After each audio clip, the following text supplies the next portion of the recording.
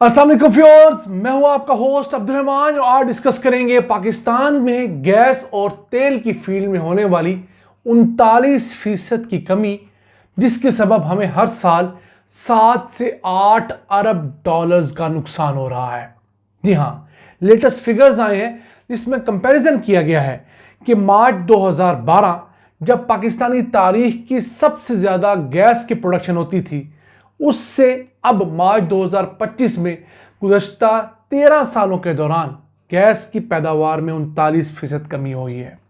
इसी तरह ऑयल की फील्ड को डिस्कस करें तो नवंबर 2014 में पाकिस्तानी तारीख के अंदर सबसे ज़्यादा पैदावार थी, जो कि मार्च 2025 में इंतहाई कम सतह पर आई है और यहाँ भी 39% की कमी हुई है। अगर ये कमी ना होती और हम उसी शरह के ऊपर अपनी गैस प्रोडक्शन और ऑयल प्रोडक्शन रखते तो हमें हर साल 7 से 8 अरब डॉलर्स का तेल और गैस ना मंगवाने पड़ते दूसरे मुल्कों से और हमारी मईशत आजकल ऐसी ना होती।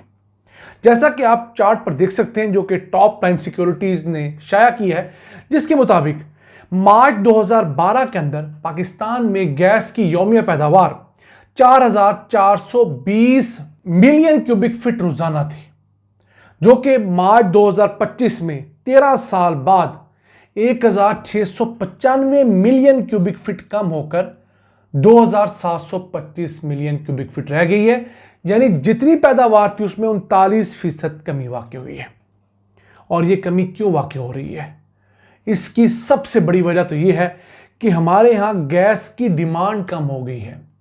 गैस इतनी महंगी है कि इंडस्ट्री, जो एक बड़ी यूज़र थी गैस की, वो कम गैस इस्तेमाल कर रही है। कमर्शियल सेक्टर कम गैस इस्तेमाल कर रहा है, तो इस वजह से गैस की डिमांड कम है। तो बहुत सारी गैस फील्ड्स ऐसी हैं जिन्हें जानबूझकर बंद किया जा रहा है या उनसे पैदावार कम ली जा रही है। और फिर दूसरी वजह यह भी है कि मुल्क के अंदर जो पुरानी गैस फील्ड्स हैं उनके अंदर आहिस्ता आहिस्ता वैसी डेप्रिसिएशन होती है, उनकी पैदावार एक ख़ास पीक अटेन करने के बाद डाउनवर्ड ट्रेंड में जाती है, तो वो भी हो रही है। तीसरा, हमारी हुकूमतें इस फील्ड को उस तरह तवज्जो नहीं देती जिस तरह दी जानी चाहिए। ये बात होगी गैस की। अब आते हैं ऑयल के ऊपर। नवंबर 2014 ऐसा साल और ऐसा महीना था जब पाकिस्तान में यौमिया तेल की पैदावार 99,000 बैरल हो चुकी थी, जो कि पाकिस्तानी तारीख में हाईएस्ट है। और एक्सपेक्टेशन ये थी कि 1 लाख बैरल का बेंचमार्क अबूर कर जाएगी, लेकिन फिर इसमें तनज़्ज़ुली आना शुरू हुई और इस वक्त मार्च 2025 के अंदर तकरीबन 11 सालों बाद ये कम होकर 60,800 बैरल रह गई है। 39% की कमी यहाँ भी हुई है। और अगर बैरल्स के अंदर बताएं तो यौमिया पैदावार में 38,218 बैरल की कमी वाक़ई हुई है। अब ये कितनी कमी है? अगर एक बैरल की कीमत हम लोग $76 एक्सपेक्ट करें तो इस हिसाब से ये यौमिया 29 लाख डॉलर की कमी है। और 365 दिनों पर अगर इसको मल्टीप्लाई कर दिया जाए तो एक साल में $1 बिलियन का ऑयल हम कम प्रोड्यूस कर रहे हैं। और ये आप अपने चार्ट के जरिए देख सकते हैं, गुज़िश्ता कई सालों से मुसलसल पैदावार घट रही है। अब ऑयल की जो कम तरीन पैदावार ये 2020 के अंदर एक दफ़ा 53,455 की सतह पर भी आई थी, जब लॉकडाउन लग गए थे, कोरोना जो है वो पीक पर था। लेकिन वो एक दूसरे हालात थे। अब हालात बिल्कुल इससे अलहदा है। तो एक ऐसा मुल्क जिसने पिछले साल 17 अरब डॉलर्स का तेल और गैस इंपोर्ट की है, अगर वो $7 बिलियन बचा लेता तो हमें सिर्फ $10 बिलियन लगाना पड़ना था। और उस $7 बिलियन से हम अपने कर्जे उतार सकते थे, अपने रिजर्व्स बढ़ा सकते थे। और हम तो बोल बोल के थक गए हैं कि ये वो मुल्क है जिसमें तमाम बड़े आलमी इदारे कह चुके हैं कि 9 बिलियन बैरल तेल के ज़खायर हैं। कुछ 200 ट्रिलियन क्यूबिक फीट गैस के ज़खायर ऐसे हैं जो कि निकाले जा सकते हैं।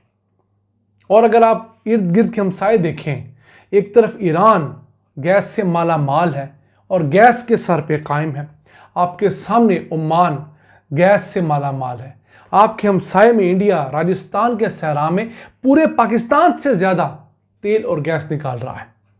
तो हमारी साइड पे खुदा ना खास्ता अल्लाह ने कोई बंद नहीं बांध रखा कि यहाँ पर तेल और गैस नहीं है, हम लोग निकालते नहीं हैं। जितनी डिस्कवरीज करनी चाहिए उतनी करते नहीं हैं। अभी इसी मालियाती साल के इब्तदाई 6 माह को डिस्कस करें, यानी जुलाई 2024 से लेकर दिसंबर 2024 तक हम लोगों ने 67 कुएं खोदने थे। कितने कुएं खोदे? 26। समझ लीजिए तकरीबन 1/3 हम लोगों ने खोदे हैं। और फिर उसमें से हमारी डिस्कवरीज कितनी हुई? 15।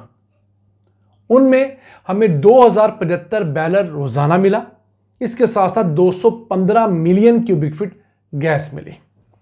अगर यही हम लोग 26 की बजाय 50 कुएं खोदते तो हमें इस चीज की एक्सपेक्टेशन थी कि हमारी 15 डिस्कवरीज जो हुई है ये 30 हो जाती। चले 30 ना होती, 25 हो जाती।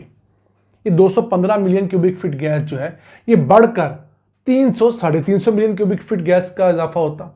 इसी तरह 2075 बैरल 3000 बैरल होते तो एक इजाफा तो होता। और अगर आइडली हम लोग 67 के 67 या 70 कुएं खोद देते तो ऑटोमेटिकली जो हमने इस दफा गैस ढूंढी है इससे 3 गुना हम लोग ज्यादा गैस ढूंढने की पोजीशन में आ जाते। तो क्या हम लोग गैस में तेल में खुद कफील ना होते? ये सिंपल सा एक लिटमस टेस्ट हम आपके साथ शेयर कर रहे हैं। ये हमारे फिगर्स नहीं है, ये पाकिस्तान में काम करने वाली बड़ी बड़ी जो मुख्तलिफ एजेंसीज हैं, कंपनीज हैं जो रिसर्च करती हैं, जैसे टॉप लाइन सिक्योरिटी है, आरफ हबीब की कंपनी है, ये तमाम की एक तहकीकाती सेल्स हैं, वो ये रिपोर्ट शाया करते हैं। जैसे आपको आरफ हबीब लिमिटेड की एक रिपोर्ट हम दिखा भी रहे हैं। अब इस तमाम एपिसोड में हमें करना क्या है? हमें समझना ये है कि हमें अपनी तेल और गैस की पैदावार को जिस तरह मर्जी बढ़ाना है। पिछले 6 माह के अंदर हमारे यहां तेल की पैदावार 10% घटी है और गैस की पैदावार 7% कम हुई है। और वो कंपनियां जो कभी रोजाना की 1 बिलियन क्यूबिक फीट गैस पैदा करती थी, उससे ज्यादा करती थी, अब वो 656 मिलियन क्यूबिक फीट पे आ गई हैं। मैं OGDCL की बात कर रहा हूं। इसी तरह वो कंपनियां जो हजारों बैरल रोजाना तेल प्रोड्यूस करती थी, वो सैकड़ों बैरल पे आई हुई हैं। हमने देखना यह है कि अब हम किस तरह अपने मुल्क के अंदर ये अल्लाह का दिया हुआ खजाना ढूंढें, इसके ऊपर फोकस करें। 40 के करीब ब्लॉक्स तो इस हुकूमत ने ऑक्शन के लिए पेश कर दिए, अच्छी बात है। उसके साथ साथ मुल्क के अंदर लॉ एंड ऑर्डर की सिचुएशन बेहतर होनी चाहिए। जो ऑयल, गैस और मिनरल्स की फील्ड हैं, इनकी सिक्योरिटी के लिए एक अलग से फोर्स तैनात की जानी चाहिए। और उस फोर्स में जो नौजवान हो वो उन्हीं इलाकों के हों जिन इलाकों के अंदर वो डिस्कवरीज हो रही हैं, ताकि मुकामी लोगों को पता लगे कि हमारे बच्चे यहाँ पर बरसे रोजगार हैं। फिर उन कंपनीज के अंदर, उन प्रोसेसिंग प्लांट्स के अंदर सिर्फ चौकीदार या खाकरोब या छोटी जॉब्स पर मुकामी अफराद को मत रखा जाए, बल्कि अच्छी पोजीशंस पर भी कम से कम उस जिले का नौजवान होना चाहिए। अब तो दूर दराज के अजला में भी बहुत पढ़े लिखे नौजवान हैं, या नहीं है तो आप फिलहाल हायरिंग बाहर से कीजिए, लेकिन उस इलाके के नौजवानों को ट्रेन कीजिए ताकि लोगों की महरूमी खत्म हो। इसी तरह आप समरात बांटेंगे तो आपकी ये शुरशें कम होंगी। अगर आप बाहर से ले जाकर लोगों को वहाँ पर बसाने की कोशिश करेंगे, नौकरियाँ देंगे, तो इख्तलाफात बढ़ते जाएंगे। आज ये था आज का एपिसोड। हमें उम्मीद है आपको पसंद आया होगा। अपनी सजेशंस, अपनी आरा से हमें आगाह रखा करें। अपने मेज़बान अब्दुल रहमान को इजाज़त दीजिए। अल्लाह के बाद।